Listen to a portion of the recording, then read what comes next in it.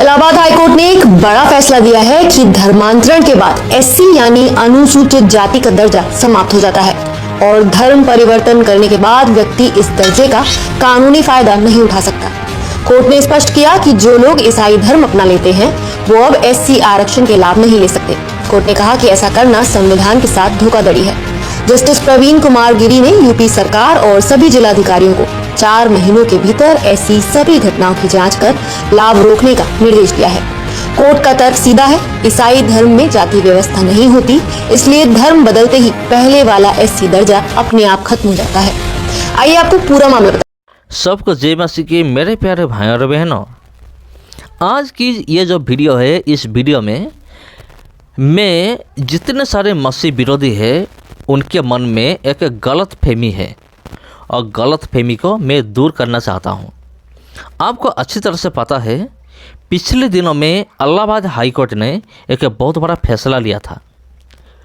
अगर कोई SC ST OBC category का कोई भी इंसान अगर अपना हिंदू धर्म को छोड़कर ईसाई बनता है तो उनको किसी भी प्रकार से सरकारी सुविधा से वंचित किया जाएगा, उनको नहीं मिलेगा, आरक्षण नहीं मिलेगा, आरक्षण हटाया जाएगा।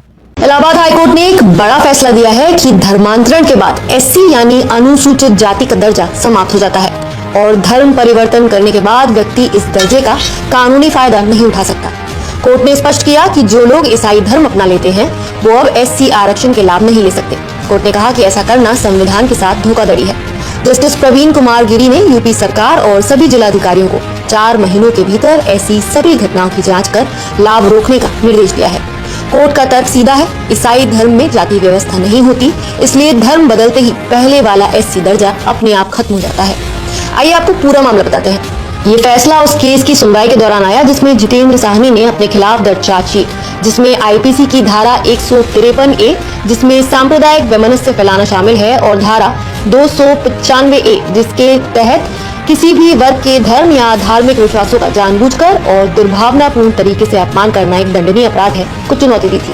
पुलिस जांच में पता चला कि साहनी मूल रूप से केवट यानी एससी समुदाय के हैं, लेकिन अब ईसाई पादरी के तौर पर काम कर रहे हैं। गांव वालों के बयान में ये भी सामने आया कि वो लोगों को इकट्ठा कर हिंदू देवी देवताओं का मजाक उड़ाते थे, जैसे किसी के 8 हाथ, कोई सूंड वाला, कोई चूहे की सवारी करता है, ऐसा कहते थे। आरोप ये भी था कि वो लोगों को लालच देते थे कि ईसाई बनोगे तो नौकरी, बिजनेस और मिशनरी से पैसे मिलेंगे। सबसे हैरान करने वाली बात, कोर्ट में उन्होंने अपने हलफनामे में खुद को हिंदू बताया। कोर्ट ने इसे जालसाजी माना और महाराजगंज के डीएम को 3 महीने में उनकी धार्मिक स्थिति की जाँच करने का निर्देश दिया ताकि सच सामने आ सके। हाईकोर्ट ने 1950 के संविधान अनुसूचित जाति आदेश का हवाला दिया जिसमें साफ लिखा है कि एससी दर्जा सिर्फ हिंदू, सिख और बौद्ध समुदायों के लिए है। सुप्रीम कोर्ट के सी सेल्वरामानी 2024 के फैसले का संदर्भ देते हुए कोर्ट ने दोहराया कि ईसाई धर्म अपनाते ही जाति का आधार खत्म हो जाता है, इसलिए आरक्षण लेना पूरी तरह से असंवैधानिक है। आंध्र प्रदेश हाईकोर्ट के 2025 के अक्कला रामी रेड्डी केस का भी जिक्र हुआ, जहां एक ईसाई पादरी को SC/ST एक्ट की सुरक्षा नहीं दी गई थी। कोर्ट ने केंद्र के कैबिनेट सेक्रेटरी, यूपी के चीफ सेक्रेटरी और माइनॉरिटी वेलफेयर विभाग को निर्देश दिए कि ये सुनिश्चित किया जाए कि धर्मांतरण के बाद कोई भी व्यक्ति एससी लाभ न ले सके। सभी डीएम को अपनी अपनी रिपोर्ट भेजनी होगी। याचिका तो खारिज हुई, लेकिन ट्रायल कोर्ट में डिस्चार्ज की संभावना खुली छोड़ दी गई है। ये फैसला आरक्षण के दायरे को साफ और पारदर्शी बनाता है और धर्म बदलकर लाभ लेने की प्रथा पर बड़ा सवाल उठाता है। तो क्या धर्मांतरण के बाद एससी लाभ पूरी तरह खत्म कर देना चाहिए, जैसा हाईकोर्ट ने कहा? आप इस फैसले को कैसे देखते हैं? आवश्यक सुधार या फिर नई बहस की?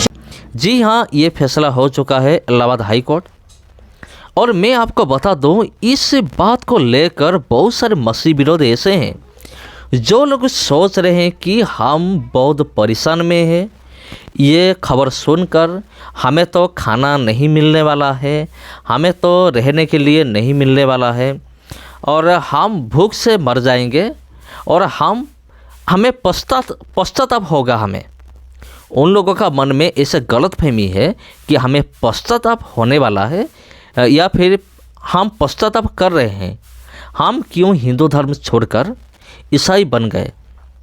ये कौन सोच रहा है? ये मसीह विरोधी सोच रहा है, बजरंग दल सोच रहा है और ये आरएसएस सोच रहा है और इस तरह से जितने भी मसीह विरोधी भारत में है और सारे लोगों के मन में, विरोधियों के मन में ये एक बात है कि देखो ये लोग ईसाई बन गए, ये लोगों को अब किसी भी सुविधा नहीं मिलेगा। बहुत सारे मसीह विरोधी खुश है, उनके मन में आनंद भरा हुआ है। देखो ईसाई लोग अब तकलीफ में है, देखो ये लोग ईसाई बन गए, मतलब ये लोगों को किसी भी सरकारी सुविधा नहीं मिलेगा और ये लोग पछता रहे हैं। अगर कोई मसीह विरोधी मेरा वीडियो ये देख रहा है, उन लोगों को मैं साफ साफ कह दूँ, उन लोगों को मैं साफ साफ ये कहना चाहता हूँ कि ये गलत फहमी में मत रहो, क्योंकि हम भूखे से नहीं मरने वाले, क्योंकि हम बहुत अच्छी तरह से है, हमारा मन में आनंद है, दिल में खुशी है। ये ऐसा एक आनंद है जिसको कोई पैसे देकर खरीद नहीं सकता। तुम लोग सोच रहे होगे कि देखो ये लोग पैसे लेकर धर्म परिवर्तन कर लिया, अब तक किसी भी प्रकार से सरकारी सुविधा नहीं मिलेगा, इसलिए तुम पश्चाताप कर रहे हो।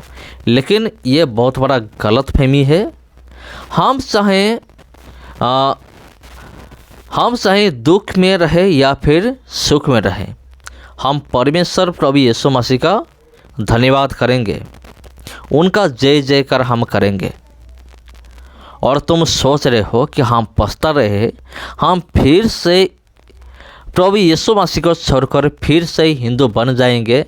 बहुत सारे मसीह विरोधी ऐसा सोच रहे हैं, ये भी उन लोगों का गलतफहमी है। चाहे हमारा मौत भी हो जाए, हम लोग कभी भी पीछे नहीं हटेंगे। मेरा मतलब है फिर से हिंदू नहीं बनेंगे, ये हमारा वादा है। जी हाँ मेरे प्यारे भाई और बहनों, बहुत सारे मसीह विरोधी ऐसे हैं, आप सोच कर देखिए इस तरह से मसीह विरोधी है या नहीं है।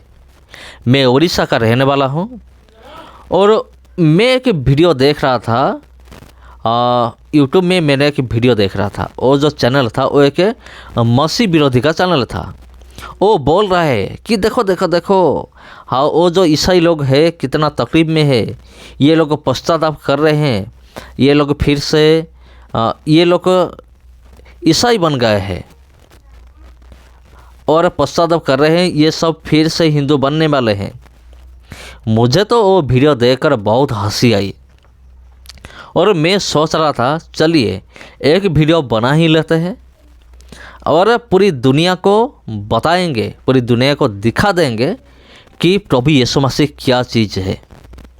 और हम अपना धर्म को बदला नहीं, हम अपना विश्वास को बदला है, यह हम दिखा देंगे। ये सोचकर मैं ये वीडियो बना रहा हूँ, मैं ये वीडियो बनाया हूँ और उड़िया में भी मैं एक वीडियो बनाया हूँ। अगर आप चाहे तो आप देख सकते हैं, मेरा उड़िया में भी एक चैनल है और जिसका नाम है आत्मिक औषध। अगर आप नेट में सर्च करेंगे तो उस चैनल आपके पास आ जाएगा। मैंने सोचा चलिए दोनों लैंग्वेज में हम वीडियो बनाकर छोड़ देते हैं, ताकि ये लोगों को ये पता चले कि देखो सरकारी सुविधा नहीं मिला, इसका मतलब ये नहीं है कि हम दुखी है, ये गलतफहमी है। हम दुखी नहीं है, हम सुखी है। प्रभु यीशु मसीह को पाकर हम सुखी है, सुख में है, आनंद में है, क्योंकि हमने अपना धर्म नहीं बदला, हम अपना विश्वास को बदला है। क्योंकि पहले हम लोग विश्वास करते थे हिंदुइज्म यानी कि कृष्ण के ऊपर, राम के ऊपर, लेकिन अब हमारा विश्वास है प्रभु यीशु मसीह के ऊपर। सिर्फ इतना फ़र्क है, ना हमें कोई धर्म बदला है। हम जब हिंदू में थे जो खाना खाते थे, आज भी वो खा रहे हैं ईसाई बनने के बाद। जब हम हिंदू में थे, हम जो ड्रेस पहनते थे, आज भी वही ड्रेस पहन रहे हैं। जब हम हिंदू थे, हम जिस घर में रहते थे, आज भी उधर रह रहे हैं। हमारा ड्रेस बदला, ना हमारा भाषा का कोई परिवर्तन हुआ, हमारा सिर्फ हृदय परिवर्तन हुआ, विश्वास का परिवर्तन हुआ। ये सच्चाई है। तो बहुत सारे मसीह विरोधी के मन में जो ये सवाल तो नहीं है, ये कि आनंद का लहर है मसीह विरोधी के अंदर। देखो देखो देखो, ये लोग पछताएंगे, ये लोग ईसाई बन गए हैं, ये लोग पछताएंगे। हम पछताने वाले नहीं हैं, हम आनंद करने वाले हैं। ये याद रखो मसीह विरोधियों। और ये वीडियो तुम्हारा मुंह पर एक तमाचा का जैसा है। सबका जय मसीह की। आज के लिए इतना ही, फिर मिलते हैं आप लोगों के साथ और एक वीडियो में। सबको जय मसीह की।